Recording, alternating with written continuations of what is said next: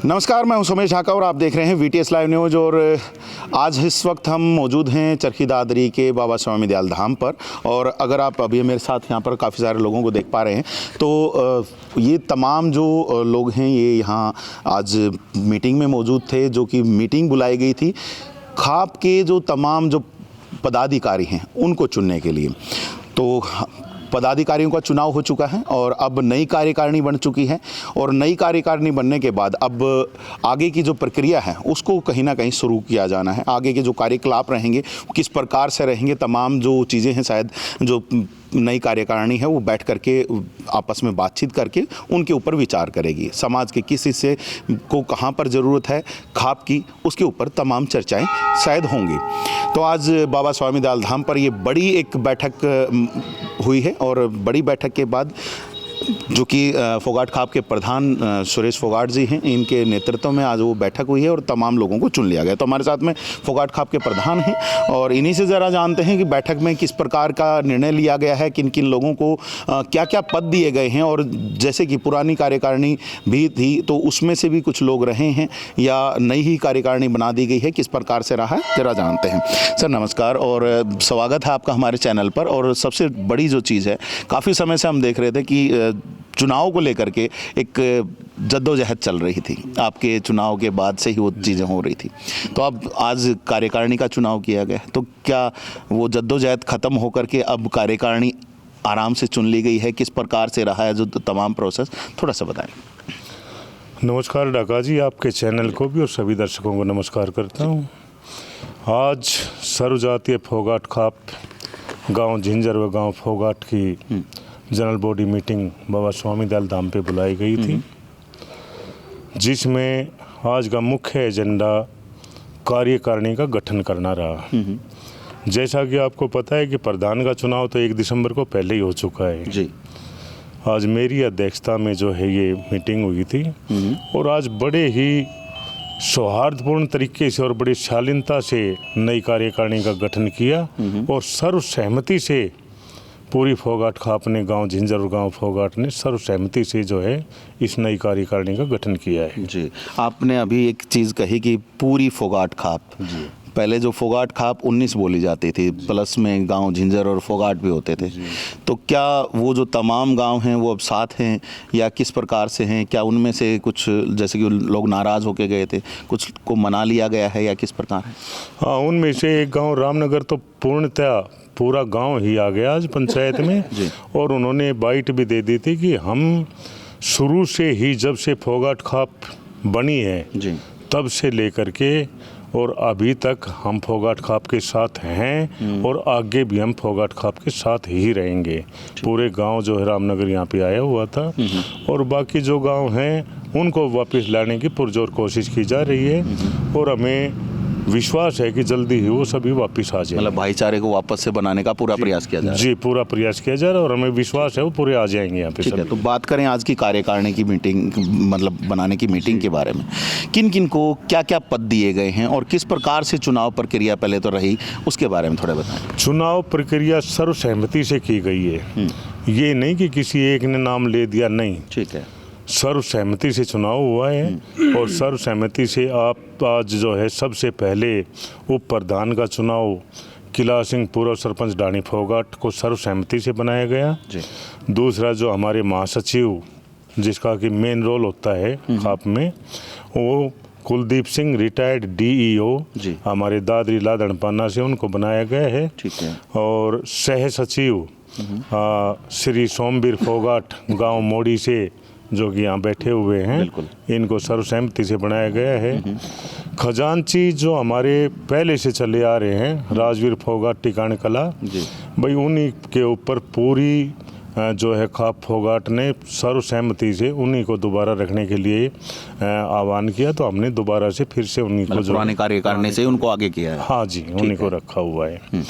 दूसरा प्रवक्ता हमने जो है देवेंद्र सिंह उर्फ लीला गांव समझपुर से सर्वसहमति से बनाया गया और हमारे लीगल एडवाइज़र जो कि हमारे हाई कोर्ट के एडवोकेट हैं रविंद्र फोगाट जी, उनको सर्वसम्मति से चुना गया है। ठीक है, तो अब कार्यकारिणी का गठन आप लोगों ने कर लिया है जी। क्या विचार है अब किस प्रकार से, क्योंकि फोगाट खाप का हम पिछले काफ़ी समय से देख रहे थे, खासकर किसान आंदोलन के बाद से तो फोगाट खाप के जो फैसले थे उनको लोग फॉलो कर रहे थे, दूसरी खापें फॉलो कर रही थी। यहाँ से फैसला होता था और दूसरी खाप में उसका जाके डंका बजता था और वहाँ से वो भी फैसला लेते थे। तो अब क्या तैयारियां हैं, क्योंकि एक तरफ किसान आंदोलन अभी भी चल रहा है, कुछ लोग अभी भी धरने पर बैठे हैं, कुछ सामाजिक कुरीतियां भी सामने निकल के आ रही हैं। कहीं पर आजकल जैसे शादी ब्याह में भी बात कर रहे हैं कि बहुत ज़्यादा पैसा खर्च हो जाता है, उसके ऊपर भी चर्चाएं चल रही हैं। तो क्या इन चर्चाओं को लेकर के क्या खाप फोगाट आगे कुछ बढ़ने वाली है, या किस प्रकार की रणनीति आप लोग आने वाले समय में समाज की इन कुरीतियों को दूर करने के लिए करने वाले हैं? देखो, ये तो आप सबको पता है कि पिछले 10-12 साल से फोगाट खाप का नाम हरियाणा में ही नहीं बल्कि पूरे भारतवर्ष में बड़ा अच्छा नाम चल रहा है। फोगाट खाप बहुत ही मेहनत और लगन से जो है अपने हर कार्य क्षेत्र में बड़ी अच्छी तरह से अपना कार्य कर रही है। पहले भी हमारे जो प्रधान रहे हैं भाई रामदास फोगाट, भाई बलवंत सिंह फोगाट, बड़ा अच्छा काम किया है और इस फोगाट खाप का जो है नाम रोशन किया है।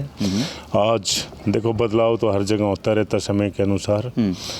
आज जो कार्यकारिणी बनी है लगभग वही है, बस थोड़ा सा फेरबदल हुआ है और इस कार्यकारिणी का भी एजेंडा वही रहेगा कि खाप का नाम रोशन करने के लिए तन मन धन से हम जो है एकजुट होकर के और आगे कदम बढ़ाते रहेंगे।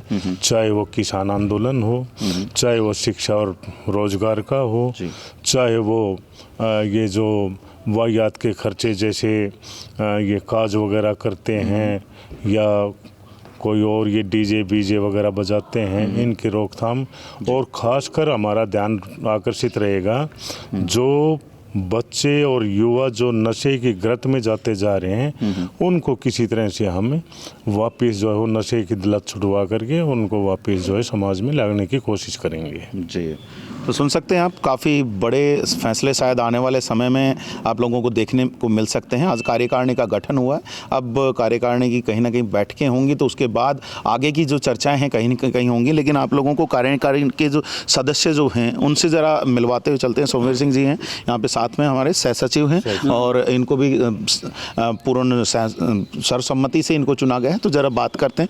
तो सोमवीर जी, नया एक पद आपको मिला है यहाँ पर, नई जिम्मेदारी मिली है।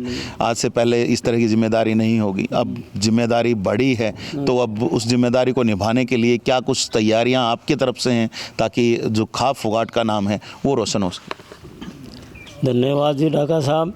देखो जी, जो खाप का मतलब जो भी एजेंडा होगा उसके लिए हम तैयार हैं हमेशा के लिए, चाहे वो किसान आंदोलन हो, चाहे मतलब ये जो शादी वगैरह हैं, काज वगैरह हैं, और सबसे ज़्यादा हम जो बच्चों को सम्मानित करते हैं उसके बारे में हम ज़्यादा प्रोत्साहन देंगे।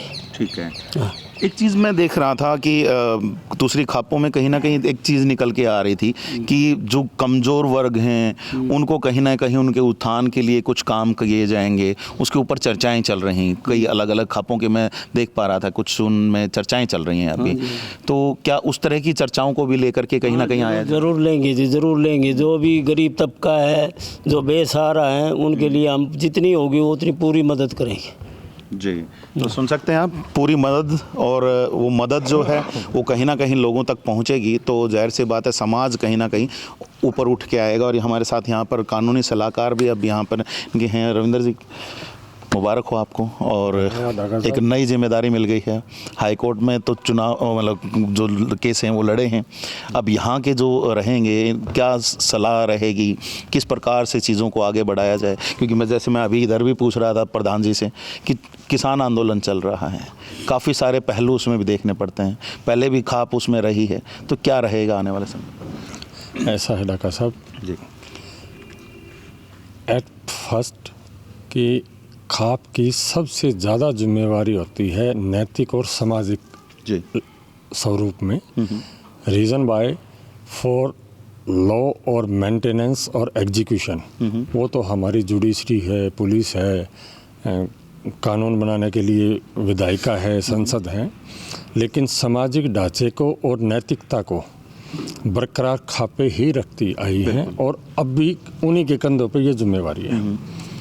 तो समाज के अंदर लीगल प्रपोजिशन में कई चीज़ें कानूनन अलाउ हैं, लेकिन सामाजिक तौर पे उन चीज़ों को प्रोहिबिट किया जाता है। खाप के द्वारा राइडर लगाए जाते हैं। फॉर एग्जांपल, कानून की नज़र के अंदर कि सिर्फ अपने रियल ब्लड को छोड़ के कोई भी आदमी कहीं भी शादी कर सकता है जी। वहाँ बाउंडेशंस बड़ी लिमिटेड हैं इन अकॉर्डिंग टू लॉ जी। लेकिन सामाजिक तौर पे गांव में, गोत में, गली में या भाईचारे वाले आस पड़ोस के गांव में जी, बिल्कुल, वो सब जिम्मेवारियां हमारे खापों की होती हैं। बिल्कुल। और पीछे ऐसे केसेस हुए भी हैं, तो उन सब के ऊपर लीगल प्रपोजिशन जो बनती है उनको डिफेंड करना और खाप को सेव करते हुए हम कितना उस मामले में कानून को इम्प्लीमेंट करवा पाते हैं, उस लेवल की जिम्मेदारी खाप ने आज मुझे सौंपी है जी। और मैं ये विश्वास दिलाता हूँ कि मैं अपनी जिम्मेवारियों पे पूरा खरा उतरूँगा और बेस्ट से बेस्ट जो हमारी खाप के लिए या समाज के लिए होगा वो लीगल प्रपोजिशंस हम सबमिट करेंगे सर। बिल्कुल। तो आप भी समझ सकते हैं क्योंकि काफ़ी बार चर्चाएं आ चुकी हैं कि समगोत्र विवाह, कहीं ना कहीं लिव इन रिलेशनशिप, तो इस तरह के जो मामले हैं काफ़ी देखे जा रहे हैं। आजकल तो समलैंगिक विवाह भी जो है काफ़ी देखने को मिल रहा था। तो उस चीज़ को कहीं ना कहीं जो एक सामाजिक स्तर पर रोकने का प्रयास जो है खाप करती रही है और आने वाले समय में भी जैसे कानूनी रूप भी उसको किस तरीके से उसका पहलू देखा जा सकता है, तमाम चीज़ें यहाँ पर देखी जाएंगी और उसके बाद जो चीज़ें हैं उनको इम्प्लीमेंट किया जाएगा। तो आप भी क्या अभी अपनी तरफ से क्या अपील करना चाहेंगे, क्योंकि जनता तो देख रही है आपको भी? ऐसा है सर, मैं आपके माध्यम से ये अपील करना चाहूँगा खाप के तरफ से कि समाज का ढांचा 100% कानून के ढांचे के अनुरूप नहीं चल सकता। उसमें हमारे समाज की, हमारे बुजुर्गों के दिए हुए गाइडलाइंस की ज़रूरतें बहुत हैं और उनको इम्प्लीमेंट करना चाहिए और उनके बनाए हुए जो सामाजिक ताना बाना है उसका सम्मान करते हुए, जैसा कि आपने अभी बताया लिविंग का है, समगोत्र का है और ऐसी बहुत सी चीज़ें हैं, उनके ऊपर उन बीमारियों से हमें बचना चाहिए जी। और अगर कोई भाई ये गलती करता है तो उसको समझाने की समाज की और खाप की जिम्मेवारी है जो हम लोग पूरी करने की कोशिश करेंगे जी। बिल्कुल पूरी करने की कोशिश करेंगे और ये एक मुझे लगता है कि अच्छी पहल रहेगी, क्योंकि इस तरह की जो अगर कुरीतियाँ जो हैं अगर समाज में फैलती हैं तो उससे समाज का जो ताना बाना है वो कहीं ना कहीं बिगड़ता है। कोषाध्यक्ष भी हैं हमारे साथ में और पिछले टाइम से ही चल रहे हैं, तो पिछली कार्यकारिणी से सेम टू सेम वे में आए हैं। तो सबसे पहले तो आपको बहुत बहुत मुबारकबाद कि पिछली कार्यकारिणी से आप अकेले बचे हैं। मुबारकबाद देखा साहब जी। तो हालात कई बार बिगड़ जाते हैं पैसों को लेकर के, सारी चीज़ों को लेकर के। काफ़ी अच्छा काम आपने किया है तो जाहिर सी बात है आप भी हेड्स ऑफ हैं आपके लिए, उस काम के लिए भी। लेकिन अब भी अगर हम बात करें तो क्योंकि खाप के अंडर ही यहाँ का जो धाम है वो भी होता है, तो धाम के भी जो सारी कार्यकारिणी और सारा वही कार्यकारिणी संभालती है, तो क्या रहता है, किस प्रकार से जो मैनेज हो पाता है जो पैसों का है वो सारा कुछ? पैसा तो मेरे तो राह से पर्ची कटे हो रहे जी। बेटी शादी में पर्ची कटती हैं, ठीक है, वो मेरे पास आते हैं। मैं तो मतलब खाप का काम अच्छे से चल पाएगा? एक नंबर जी, कोई कमी नहीं आएगी। कोई कमी नहीं आने देंगे। चलिए ठीक है। पहले मैं कहीं यहाँ रुपया को सोडन तो जब ले ले चलिए कोई कमी नहीं आने दी जाएगी। और यहाँ पर कुछ चीज़ें अभी जो हाल फिलहाल चल रही हैं उसके बारे में खाप प्रधान से भी बात करते हैं। सुरेश जी, जिस प्रकार से अब आंदोलन चल रहा है, मैंने हालांकि आंदोलन, किसान आंदोलन की पहले भी बात करी, लेकिन अब दोबारा से आंदोलन सिर उठा रहा है। काफ़ी सारी जगहों पर चर्चाएं चल रही हैं कि वापस से दिल्ली बॉर्डर तक पहुंचा जाएगा, दिल्ली पहुंचा जाएगा, लेकिन सरकारें जो हैं वो अभी भी उनको जाने नहीं दे रही हैं। कभी कहा जाता है कि बिना व्हीकल अगर जाएंगे तो जाने देंगे, लेकिन उसके बावजूद भी नहीं। काफ़ी क्योस बन चुका है वहाँ पर, लोगों के बीच में गुस्सा बनता जा रहा है। उसको लेकर के अब आपका क्या कहना है, क्योंकि काफ़ी सारे बयान भी आ रहे हैं। देखो डॉक्टर साहब, पिछले काफ़ी दिनों से हमारे पंजाब के किसान भाई, काफ़ी दिनों से नहीं बल्कि महीनों से बॉर्डर पे बैठे हुए, सिंघू बॉर्डर पे, और हमारे बहुत ही आदरणीय किसान नेता डल्लेवाल साहब पिछले 19 दिन से आमरण अनशन पे लेटे हुए हैं। और हम तो खबरों के माध्यम से, आप जैसों के माध्यम से ये पता चलता रहता है कि अभी उनकी हालत काफ़ी नाजुक बताई जा रही है। हालांकि सुप्रीम कोर्ट ने कल भी आदेश दिया था कि डल्लेवाल साहब का पूर्णतः जो है उनका इलाज किया जाए, और सुप्रीम कोर्ट ने ये भी आदेश दिया था कि किसी तरह से उनको मना करके और उनका जो आमरण अनशन को तुड़वाया जाए। लेकिन हमारी सरकार के कानों पर अब तक जो नहीं रेंगी है। जैसा कि आप अभी बात कर रहे थे, पहले तो किसानों पे ये आरोप लगाया गया कि इन्होंने ट्रैक्टरों को मॉडिफाई करवाया हुआ है, उन पे बम्पर लगवा रखे हैं, जेसीबी लेके चल रहे हैं, हथियार लेके चल रहे हैं। अब पिछले काफ़ी दिनों से 101 किसानों का जत्था नियत थे और पैदल जो है वो दिल्ली आना चाहते हैं, लेकिन सरकार उस पर भी अपना अड़ियल रवैया दिखा रही है। कभी उन पे आंसू गैस के गोले छोड़ रहे हैं, कभी उन पे जो है रबर की गोलियां चला रहे हैं, कभी उनके ऊपर जो है पानी की बौछारें डाल रहे हैं। अभी कल ही की बात देखो, आज ये खबर आई है, काफ़ी किसान भाई हमारे घायल हो गए। जी बिल्कुल। और प्रशासन के आगे किसकी चलती है? एक नियत थे किसान के ऊपर, किसान हो या कोई भी हो, नियत है के ऊपर तो कोई भी किसी प्रकार का वो वार कर दे, कहाँ सहन कर पाएगा। आज भी उसमें 40-45 हमारे किसान भाई जो है घायल हुए हैं। और ये जो है सरकार की बड़ी भारी हठधर्मिता है। मैं सरकार से प्रार्थना ही कर सकते हैं, हम सरकार से, माननीय प्रधानमंत्री मोदी जी से, कि माननीय प्रधानमंत्री जी जो हमारी 5-7 जो ज़रूरतमंद जो हमारी जो डिमांड है उनको आप पूरा कर दो, हमारे किसान भाई वापस चले जाएंगे। और वो ज़रूरतमंद क्या है कि पिछले 13 महीने हम जो है किसान सभी के सभी बॉर्डरों के ऊपर बैठे हुए थे, गर्मी सर्दी बारिश में। और जब सरकार ने हमें आश्वासन दिया था कि आप लोगों की मांगें मान ली जाएंगी, ये आश्वासन देने के बाद हमने उसको स्थगित किया था, ख़त्म नहीं किया था उस आंदोलन। कमेटियां भी बनी थी, लेकिन आज तक उस बात के ऊपर वो कायम नहीं रही सरकार। हम यही चाहते हैं कि हमारी जैसे एक तो एमएसपी की डिमांड है, दूसरा जो किसानों का कर्जा माफ़ करने की है, बहुत से किसानों ने आत्महत्या भी कर चुके हैं इस कर्जे के चलते, तीसरा जो बिजली बिलों में बढ़ोतरी की गई है ये हैं, और 2-4 ऐसी मांगे हैं। सरकार जब इन बड़े बड़े उद्योगपतियों के कई हज़ार करोड़ रुपए माफ़ कर देती है, तो किसानों का छोटा मोटा काम करने में क्या दिक्कत है। तो हम तो यही चाहते हैं माननीय प्रधानमंत्री जी से भी और हमारी सरकार से भी कि भाई किसानों की ये जायज़ मांगे इनको माना जाए, नहीं तो भाई आने वाले समय में हो सकता है ये आंदोलन एक बहुत बड़ा रूप ले ले, और मजबूरन हमें ही नहीं बल्कि पूरे भारत देश की जो है खापें और किसान संगठन एकत्रित होकर के और कोई ऐसा बड़ा आंदोलन ना करें जिसे हमारे देश को भी नुकसान और हमारी सरकार को भी और हमारे किसानों को भी हो। अच्छा, एक चीज़ मैं यहाँ पे जानना चाहूँगा आपसे, पिछली बार जब आंदोलन शुरू हुआ, जैसे ही किसान दिल्ली के लिए निकले, दिल्ली के बॉर्डरों तक पहुँचे थे, उनको रोकने की कोशिशें की गई और वहाँ पे उनको बॉर्डर पर ही रोक दिया गया था एक्चुअल में।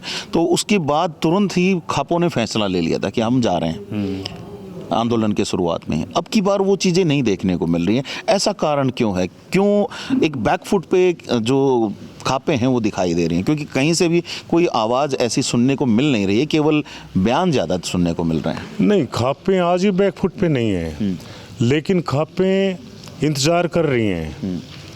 पहले भी हम संयुक्त किसान मोर्चा के आदेश पर ही हमने यहाँ से मूवमेंट किया था, और आज भी हम उन्हीं का इंतज़ार कर रहे हैं। जिस दिन उनका आदेश आ गया हम जो है विद इन नो टाइम बिल्कुल तैयार है हमारी खाप। लेकिन वो मोर्चा तो आज के दिन दिखाई नहीं दे रहा, कुछ नए चेहरे दिखाई दे रहे हैं। तो क्या अगर ये नए चेहरे कुछ वहाँ से आप लोगों को आंदोलन में शामिल होने का न्योता भेजते हैं या कोई इस तरह की कोई बात कहते हैं तो क्या साथ जाया जाएगा?